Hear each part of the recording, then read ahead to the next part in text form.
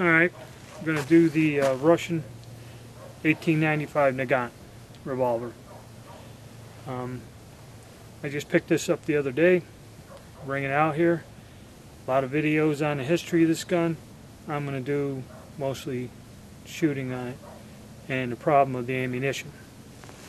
First thing is we'll get a closer look at it. Nagant was a Belgian engineer, designed several different handguns which were used by the European military. This one here, specific one that was adopted by the Russians, was unique in, if you'd watch here, there's always a gap, cylinder gap on a revolver. This revolver, when you cock it, pushes the cylinder forward, seals the gap, and the case actually goes up into the throat and makes a perfect gas seal. And when the Tsar's committee seen that, thought that this would be an advantage and adopted this model. And now the problem is they come into the country, they're pretty reasonable in price, except the ammunition.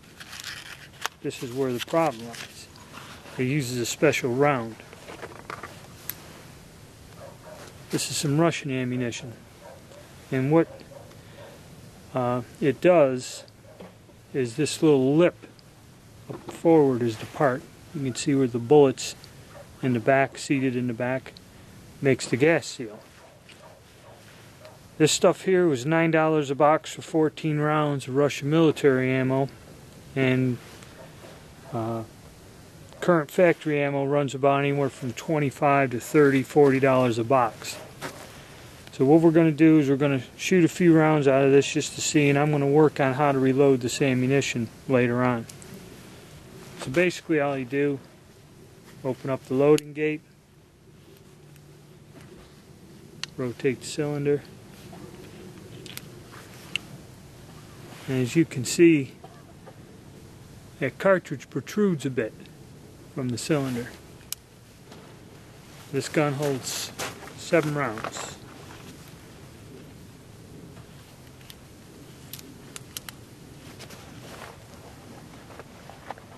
So loading is much like the old Colt single actions, one at a time. After we get some rounds off, we'll show you the unloading procedure.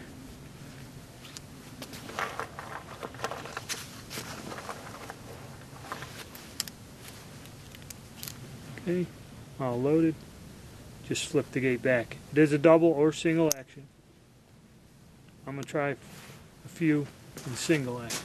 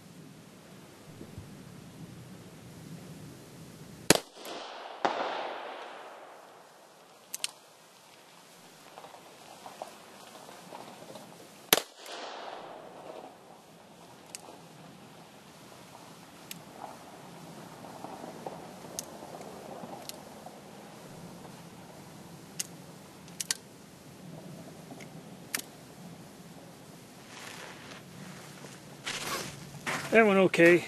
Seemed to hang up a tad, but it has been in storage for a while. Now, to eject these, it's a weird thing about it. Pull the cylinder rod, you turn it, pull that out. And on this side, there's 2 notches. There's a notch here on this and a notch on, and you rotate it till the notches line up. Then you eject the cases by hand. It's not spring loaded. One at a time.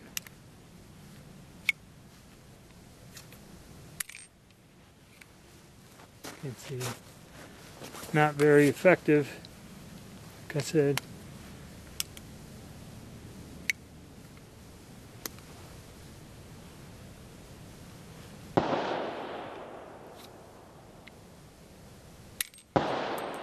Some are a little stiff, some are loose in there.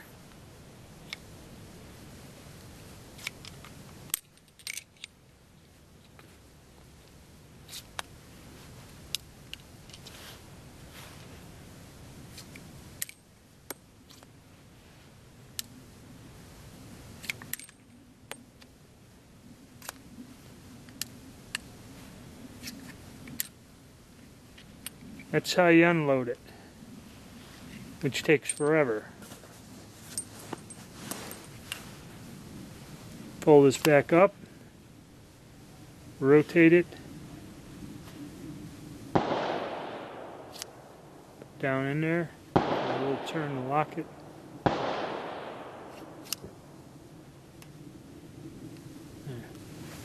And now we reload.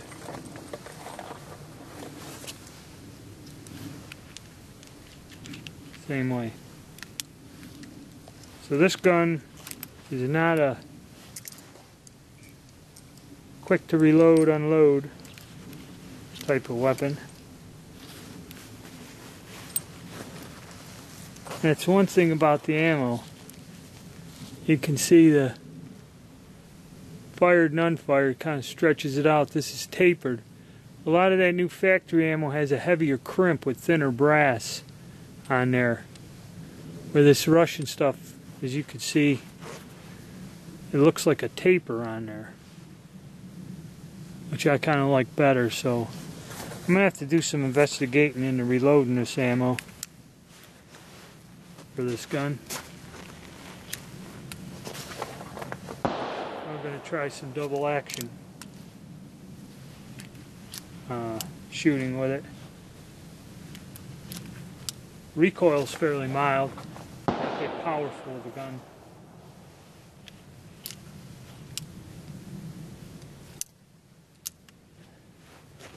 Now the sights, you can see fair enough. You can just barely see top of the notch with the hammer up. So double action is going to be a little different, so we're going to give that a try.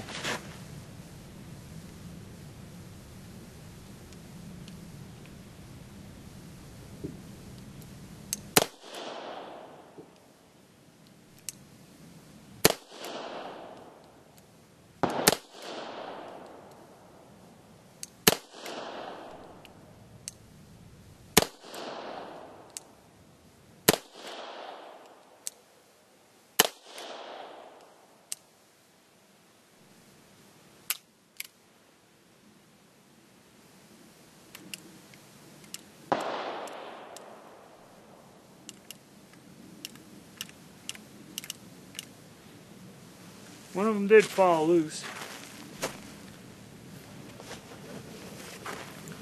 Let's go up and take a look at the targets.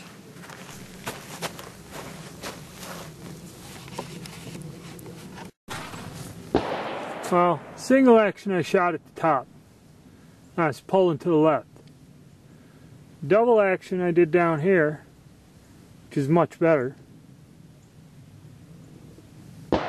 Either that or I'm getting used to the gun, one or the other, so it's fairly accurate with that ammo, you know, for something that one was made in 1932, so not a bad little gun. But probably, like I said, the problem is getting cheap ammo or ammo that's reloadable. I have to look into it, but that's my first working with that pistol. And I probably won't have time to get around to getting ammo and stuff till later. We'll try that unloading procedure again. Twist the rod, pull it out, rotate it till the notch is lined up, Open the loading gate. And then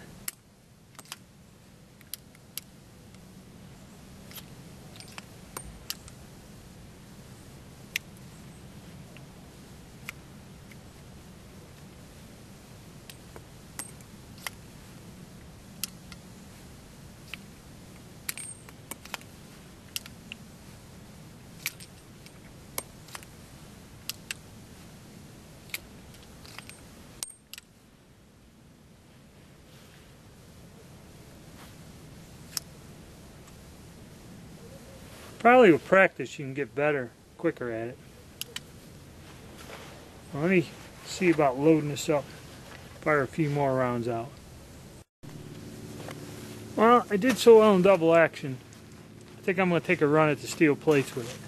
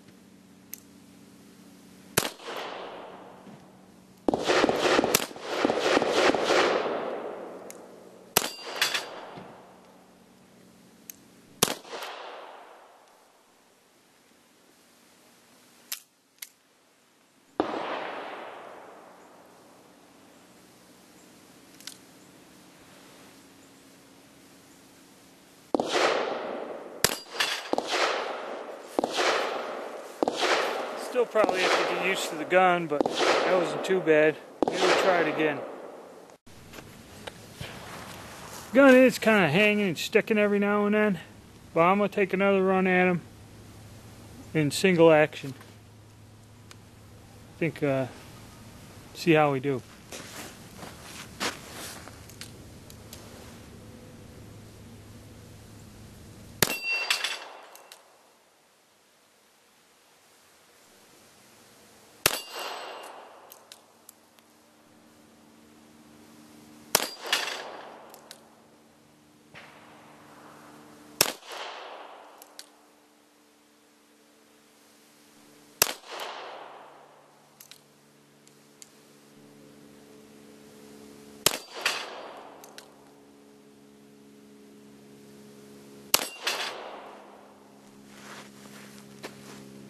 Probably have to get used to this gun a little more, but ammunition is so expensive. That's a expensive proposition.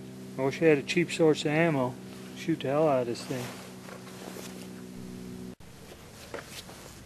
Yeah, $9 for a box of 14 shots. That's pretty expensive, but I'm going to run it through in double action again. See if I can get it to go without a hitch.